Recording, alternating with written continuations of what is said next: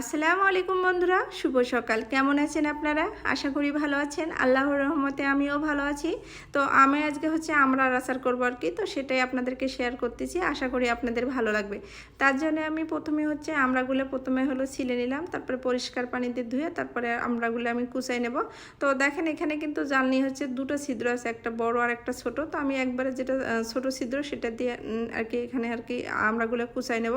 তো বন্ধুরা, ছোট ছিদ্র দিয়ে আমড়া কুচানোর একটাই কারণ, তো আমড়াটা আমি কিন্তু আলাদা সিদ্ধ করব না, আমরা কিন্তু একটু শক্ত হয়, তো আমরা যেহেতু আলাদা সিদ্ধ করব না, এই জন্য আমি জালিতে যেটা ছোট ছিদ্র থাকবে সেটা দিয়ে আর কি কুচাই নেব। তো তারপরে আমার দেখেন কুচানো শেষ হয়ে গেছে। এখন আমি এখানে তেঁতুল দেব। তো তেঁতুলটা আমি হালকা পানি দিয়ে আর কি বিচিগুলো বের করে নেব।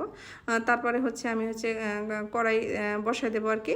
তো বন্ধুরা, তেঁতুল দেওয়ার কারণ একটাই, তেঁতুলটা দিলে কিন্তু আমড়াটার স্বাদটা আরও বাড়বে আর কি, কারণ আমড়াতে দেখেন কিন্তু অতিরিক্ত টক থাকে না, তো সেই কারণে আমি তেঁতুলটা আর কি দেবো। তো প্রথমে কড়াইয়ে আর কি আমড়াটা দিলাম, তারপরে চিনিটা দিলাম। তো বন্ধুরা, এটা কিন্তু যেহেতু আমি আমার মেয়ের জন্য করতেছি, এই জন্য চিনির পরিমাণটা একটু বেশি দিলাম। কেন দেখা গেছে কি, যখন আপনারা বড়রা খাবেন, যদি টকের পরিমাণটা বেশি রাখতে চান, সেক্ষেত্রে চিনির পরিমাণটা আর কি কমাই দেবেন আর কি। তো যেহেতু বাচ্চারা কিন্তু টক মিষ্টি দুটোই পছন্দ করে, তো এটা কিন্তু টক মিষ্টি আচার হবে, তো এই জন্য আমি কিন্তু চিনিটা একটু দিলাম বেশি, মেজ চিন্তা করে। তো তারপরে আমার দেখেন আমরা রিটা যখন একটু মাখা মাখা হয়ে যাবে, তারপরে আমি অন্য কড়াইয়ে দেখেন এখানে করলাম, প্রথমে সরিষার তেল দিলাম, তারপরে রসুনটা একটু হালকা করে ভেজে নেব, হালকা বলতে কি লাল লাল করে একটু ভেজে নেব।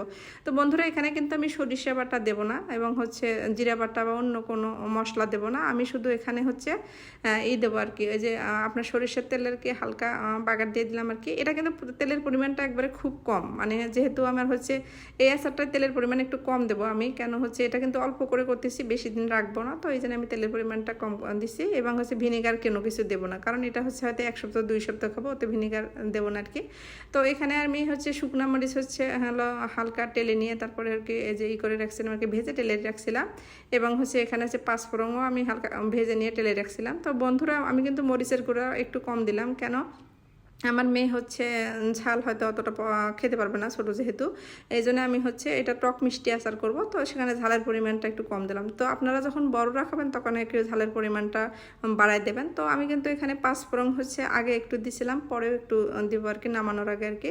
তো দেখেন আচার আমার রান্না প্রায় শেষে হয়ে গেছে এবং আঠালো হয়ে গেছে। দেখা গেছে যখন কড়াইয়ে পানি থাকবে না এবং আঠালো হয়ে যাবে, তখন কিন্তু আপনারা নামাই ফেলবেন।